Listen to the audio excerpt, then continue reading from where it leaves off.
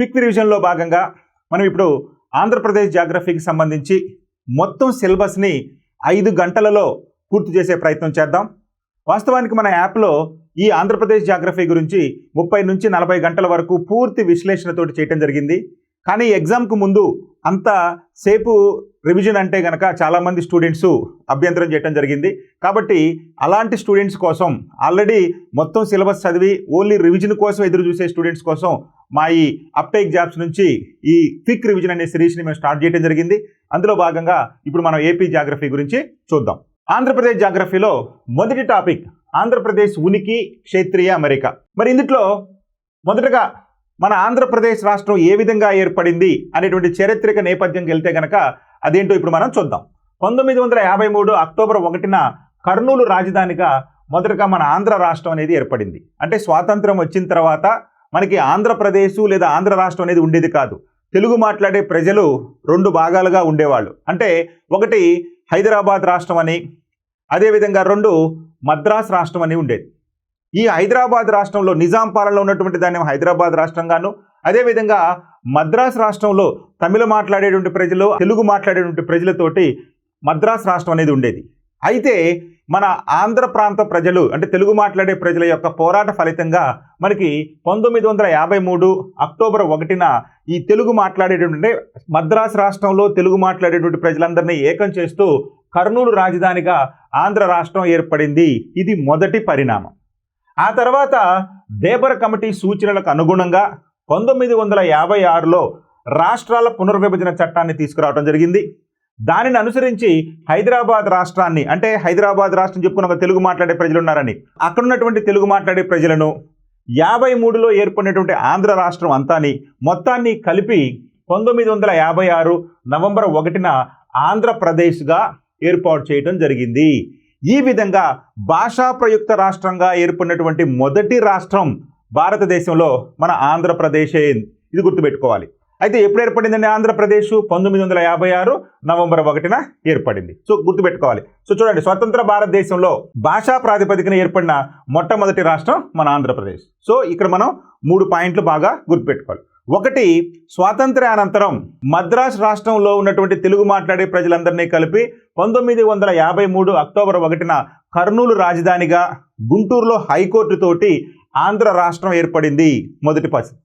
ఇక రెండోది, దేశంలో వివిధ ప్రాంతాలలో భాషా ప్రయుక్తంగా రాష్ట్రాలు ఏర్పాటు చేయాలని చెప్పి ఈ యొక్క ఉద్యమాలు ప్రారంభం అవడంతో దాని మీద ఒక కమిటీని ఏర్పాటు చేయడం జరిగింది. ఆ కమిటీనే దేవర కమిటీ. ఈ కమిటీ సూచనల మేరకు మన ఆంధ్రప్రదేశ్ రాష్ట్రం ఏర్పడింది. ఎట్లాగండి? హైదరాబాద్ రాష్ట్రం, అదేవిధంగా ఆంధ్ర రాష్ట్రంలో ఉన్నటువంటి తెలుగు మాట్లాడే ప్రజలందరినీ కలిపి మనకి 1956 నవంబర్ 1న ఆంధ్రప్రదేశ్ అనేటువంటి రాష్ట్రం ఏర్పడింది. ఈ విధంగా దేశంలోనే భాషా ప్రయుక్తంగా అంటే భాషల ప్రాతిపదిక మీద ఏర్పడినటువంటి మొదటి రాష్ట్రం మన ఆంధ్రప్రదేశ్ రాష్ట్రం. అప్పుడు హైదరాబాద్ రాజధానిగా ఆంధ్రప్రదేశ్ రాష్ట్రాన్ని ఏర్పాటు చేయడం జరిగింది. ఓకే, ఇక 1956లో ఉమ్మడి ఆంధ్రప్రదేశ్ ఏర్పడిన నాటికి ఆంధ్ర రాష్ట్రంలో మనకి 20 జిల్లాలు ఉండేవి. కానీ ఆంధ్రప్రదేశ్ నుంచి తెలంగాణ విడిపోయేటటువంటి సమయానికి అంటే 2014 నాటికి మన ఉమ్మడి ఆంధ్రప్రదేశ్లో 23 జిల్లాలు ఉన్నాయి. అంటే మనకి 1956లో ఆంధ్రప్రదేశ్ ఏర్పడినప్పుడు ఆంధ్రప్రదేశ్లో ఉన్నటువంటి జిల్లాల సంఖ్య 20 ఉండేది. 20 ఏంటండి? 11 జిల్లాలు ఇప్పుడు ఆంధ్ర ప్రాంతంలోనూ, అంటే ఆంధ్ర రాష్ట్రంలో ఉన్నటువంటి 11 జిల్లాలు, హైదరాబాద్ రాష్ట్రంలో ఉన్నటువంటి 9 జిల్లాలు, మొత్తం 20 జిల్లాలతోటి 1956 నవంబర్ 1న ఆంధ్రప్రదేశ్ రాష్ట్రం ఏర్పడింది. ఇక ఆ తర్వాత 1970 ఫిబ్రవరి 2న ఒంగోలు 21వ జిల్లాగాను, 1978 ఆగస్టు 15న మనకి 22వ జిల్లాగా రంగారెడ్డి జిల్లా, 1979 జూన్ 1న మనకి 23వ జిల్లాగా విజయనగరం జిల్లాలు ఏర్పడినాయి. అంటే ఆంధ్రప్రదేశ్ ఏర్పడిన తర్వాత మనకి జిల్లాలను కొత్త జిల్లాలను ఏర్పాటు చేయడం జరిగింది. అందులో భాగంగా 1970 ఫిబ్రవరి 2న ఒంగోలు జిల్లా అంటే ప్రకాశం జిల్లా ఏర్పడగా, 1978 ఆగస్టు 15న 22వ జిల్లాగా రంగారెడ్డి జిల్లా ఏర్పడగా, ఇక చివరిగా 1979 జూన్ 1న 23వ జిల్లాగా విజయనగరం జిల్లా ఏర్పడింది. ఇది 2014 వరకు మన ఉమ్మడి ఆంధ్రప్రదేశ్లో ఉన్నటువంటి జిల్లాల వివరాలు. ఇక్కడ మనకి ఈ పటం చూస్తే తెలుస్తుంది. అంటే ప్రస్తుతం ఉన్నటువంటి తెలంగాణ, అదేవిధంగా ఆంధ్రప్రదేశ్, ఈ రెండింటి కలిపి ఉమ్మడి ఆంధ్రప్రదేశ్ అన్నాం. ఇక్కడ మనకి 23 జిల్లాలు ఉన్నాయి ఆంధ్రప్రదేశ్ నుంచి తెలంగాణ విడిపోయే నాటికి. ఓకే, ఇక 2014 జూన్ 2న ఆంధ్రప్రదేశ్ పునర్విభజన చట్టం 2014ను అనుసరించి ఆంధ్రప్రదేశ్ నుంచి తెలంగాణ ప్రాంతాన్ని విడదీస్తూ 29వ రాష్ట్రంగా తెలంగాణ రాష్ట్రాన్ని ఏర్పాటు చేయడం జరిగింది. ఇక్కడ మీరు గుర్తుపెట్టుకోవాలి, ఏ చట్టాన్ని అనుసరించి ఆంధ్రప్రదేశ్ నుంచి తెలంగాణ రాష్ట్రాన్ని ఏర్పాటు చేయడం జరిగిందయ్యా అంటే ఆంధ్రప్రదేశ్ పునర్విభజన చట్టం 2014. ఆంధ్రప్రదేశ్ పునర్విభజన చట్టం 2014ను అనుసరించి మన రాష్ట్రంలో ఆంధ్రప్రదేశ్ నుంచి తెలంగాణ రాష్ట్రాన్ని వేరు చేయటం జరిగింది. ఇది మీరు గుర్తుపెట్టుకోవాలి. అయితే వాస్తవానికి ఉమ్మడి ఆంధ్రప్రదేశ్లో మనకి ఎన్ని జిల్లాలు ఉన్నాయండి? ఉమ్మడి ఆంధ్రప్రదేశ్లో 23 జిల్లాలు ఉన్నాయి. ఈ 23 జిల్లాల్లో 10 జిల్లాలు తెలంగాణ ప్రాంతంలోను, 13 జిల్లాలు ఆంధ్రప్రదేశ్ ప్రాంతంలో ఉన్నాయి. సో ఇది 2014లో తెలంగాణ రాష్ట్రం ఆంధ్రప్రదేశ్ నుంచి విడిపోయే నాటికి 2 ప్రాంతాల్లో ఉన్నటువంటి జిల్లాల సంఖ్య. 10 జిల్లాలు తెలంగాణలో, 13 జిల్లాలు ఆంధ్రప్రదేశ్లో ఉన్నాయి. అయితే 2014లో తెలంగాణ విడిపోయిన తర్వాత ఆంధ్రప్రదేశ్లో ఉన్నటువంటి ఈ 13 జిల్లాలను పునర్విభజించడం జరిగింది. సో దీనికి సంబంధించి రాష్ట్రంలో జిల్లాల పునర్వ్యవస్థీకరణలో భాగంగా మంత్రివర్గం 2022 జనవరి 25వ తేదీన ఆమోద ముద్ర వేయడంతో 2022 ఏప్రిల్ 4వ తేదీ, వెరీ ఇంపార్టెంట్, ఎప్పటి నుంచి రాష్ట్రంలో కొత్త జిల్లాలు ఏర్పాటు చేయడం జరిగిందయ్యా అంటే 2022 ఏప్రిల్ 4వ తేదీ నుంచి రాష్ట్రంలో అప్పటికే ఉన్నటువంటి 13 జిల్లాలకు అదనంగా మరో 13 జిల్లాలను ఏర్పాటు చేయడం జరిగింది. దీనితో మన రాష్ట్రంలో ప్రస్తుతం ఉన్నటువంటి జిల్లాల సంఖ్య 26కు చేరింది. వాస్తవానికి జిల్లాల పునర్విభజనలో భాగంగా ఏ విధంగా చేయాలనుకున్నారంటే ఒక్కొక్క పార్లమెంటు నియోజకవర్గానికి ఒక జిల్లాని ఏర్పాటు చేయాలని చెప్పి ప్రతిపాదించడం జరిగింది. అయితే మన రాష్ట్రంలో ఉన్నటువంటి 2 ప్రధాన గిరిజన జిల్లాలైనటువంటి అల్లూరి సీతారామరాజు జిల్లా, అదేవిధంగా పార్వతీపురం మన్యం జిల్లాలు, ఈ 2 జిల్లాలు కూడా గిరిజన జిల్లాలు. అయితే ఈ 2 జిల్లాలు కూడా ఒకే పార్లమెంట్ నియోజకవర్గంలోకి వస్తాయి. అదే అరకు పార్లమెంటరీ నియోజకవర్గం. విస్తీర్ణంగా ఎక్కువగా ఉన్నది అనేటువంటి ఉద్దేశంతో ఆ ఒక్క పార్లమెంట్ నియోజకవర్గంలో 2 జిల్లాలను ఏర్పాటు చేయడం జరిగింది. దీనితోటి 25 జిల్లాల స్థానంలో 26 జిల్లాలను ఏర్పాటు చేయాల్సి వచ్చింది. సో ఈ విధంగా మన రాష్ట్రంలో ప్రస్తుతం 26 జిల్లాలు అనేవి ఉన్నాయి. రైట్, ఇక ఆంధ్రప్రదేశ్ రాష్ట్రం ఉనికి అసలు ఎక్కడుందండి మన ఆంధ్రప్రదేశ్? ఆంధ్రప్రదేశ్ అని మనకి తెలుసు, భారతదేశంలో దక్షిణ భాగంలో ఉంది. దక్షిణ భారతదేశంలోనే ఒక ప్రధాన రాష్ట్రం మన ఆంధ్రప్రదేశ్. అయితే జాగ్రఫీ చదువుకునే స్టూడెంట్గా మనకి ఉనికి అనగానే ఏ అక్షాంశాలు, ఏ రేఖాంశాలు, దాని విస్తీర్ణం, ఇవన్నీ కూడా తెలుసుకోవాలి. కాబట్టి చూడండి, మన ఆంధ్రప్రదేశ్ రాష్ట్రం అక్షాంశాల పరంగా 12.41 డిగ్రీల ఉత్తర అక్షాంశాల నుండి 19.07 డిగ్రీల ఉత్తర అక్షాంశాల వరకు విస్తరించి ఉంది. సో అక్షాంశాల పరంగా ఎట్లా ఉందండి? 12.41 డిగ్రీల ఉత్తర అక్షాంశం నుంచి 19.07 డిగ్రీల ఉత్తర అక్షాంశాల వరకు. ఇక రేఖాంశాల పరంగా తీసుకుంటే 77 డిగ్రీల తూర్పు రేఖాంశం నుండి 84.40 డిగ్రీల తూర్పు రేఖాంశాల మధ్య మన ఆంధ్రప్రదేశ్ విస్తరించి ఉంది. దీన్నే మనం ఆంధ్రప్రదేశ్ యొక్క ఉనికి అంటాము. మరొకసారి ఈ బొమ్మలో మనం చూస్తే తెలిసింది. ఎక్కడ స్టార్ట్ అయిందండి? మన ఆంధ్రప్రదేశ్కి దక్షిణ భాగం తీసుకుంటే 12.41 డిగ్రీల ఉత్తర అక్షాంశం నుండి ఆంధ్రప్రదేశ్ యొక్క ఉత్తర సరిహద్దు ఏంటంటే అక్షాంశాల పరంగా మనకి తీసుకుంటే 19.07 డిగ్రీలు. సో ఈ విధంగా 12.41 డిగ్రీల ఉత్తర అక్షాంశం నుంచి 19.07 డిగ్రీల ఉత్తర అక్షాంశం వరకు అన్ని కూడా ఉత్తర అక్షాంశాలే. ఎందుకని? మన భారతదేశమే భూమధ్య రేఖకు ఉత్తరంగా ఉంది. కానీ భారతదేశంలో ఆంధ్రప్రదేశ్ దక్షిణ భాగంలో ఉంది. అంతే తప్పితే మన ఆంధ్రప్రదేశ్లో ఉన్న అక్షాంశాలన్నీ కూడా ఉత్తర అక్షాంశాలే. సో ఏ అక్షాంశం నుంచి ఏ అక్షాంశం కంటే 12.41 డిగ్రీల ఉత్తర అక్షాంశం నుంచి 19.07 డిగ్రీల ఉత్తర అక్షాంశాలకు వరకు ఇది అక్షాంశాలు నిడివి. ఎన్ని ఉన్నాయండి? సుమారుగా మనం తీసుకుంటే 7 అక్షాంశాలు మన ఆంధ్రప్రదేశ్లో ఉన్నాయి. ఎందుకని? 12 నుంచి 19 వరకు 7 అక్షాంశాలు ఉన్నాయి. ఇక రేఖాంశాల పరంగా తీసుకుంటే మనకి 77 డిగ్రీల తూర్పు రేఖాంశం నుండి 84.40 తూర్పు రేఖాంశాల వరకు.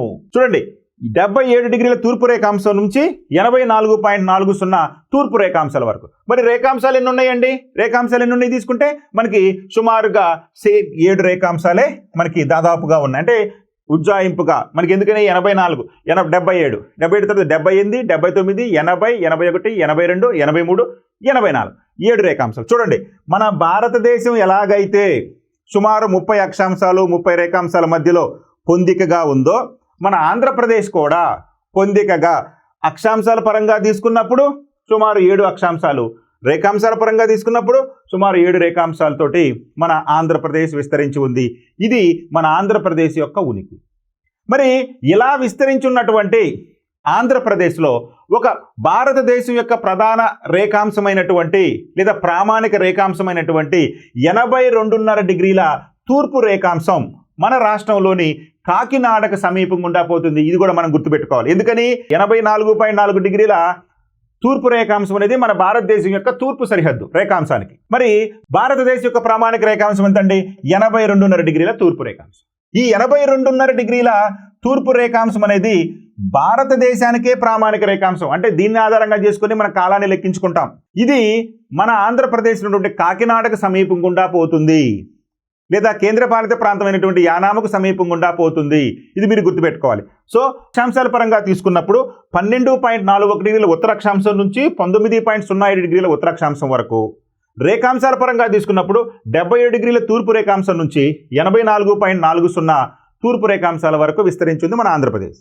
అయితే ఈ ఆంధ్రప్రదేశ్లో మనకి భారతదేశ ప్రామాణిక రేఖాంశమైనటువంటి 82.5 డిగ్రీల తూర్పు రేఖాంశం మన ఆంధ్రప్రదేశ్ నుండి కాకినాడ పట్టణం సమీపం గుండా పోతుంది.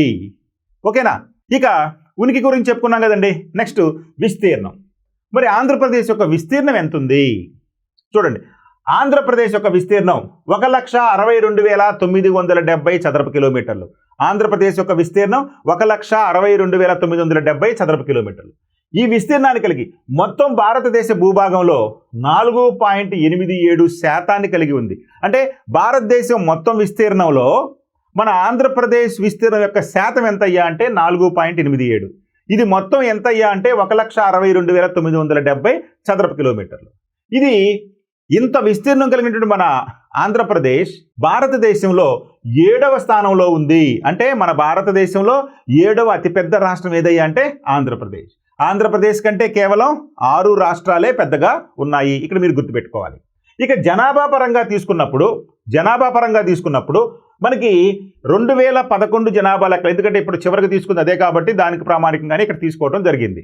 2011 జనాభా లెక్కల ప్రకారం మన ఆంధ్రప్రదేశ్లో 4,75,77,103 మంది జనాభా ఉండటం జరిగింది. మరి ఈ జనాభా ప్రకారం భారతదేశంలో మన ఆంధ్రప్రదేశ్ స్థానం ఎంతయ్యా అంటే 10.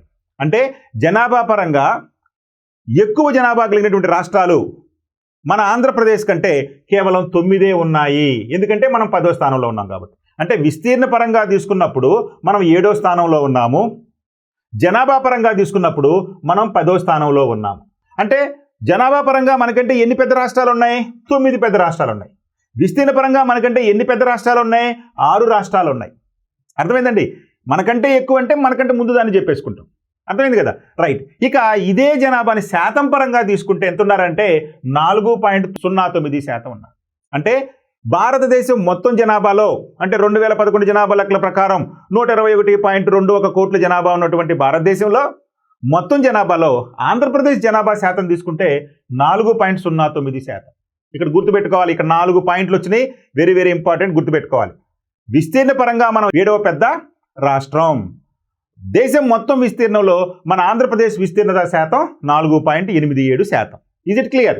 నెక్స్ట్ ఇక జనాభా పరంగా మనం 10వ స్థానంలో ఉన్నాము. మరి భారతదేశ జనాభాలో ఆంధ్రప్రదేశ్ జనాభా శాతం 4.09. ఈ 4 పాయింట్లు వెరీ వెరీ ఇంపార్టెంట్, గుర్తుపెట్టుకోవాలి.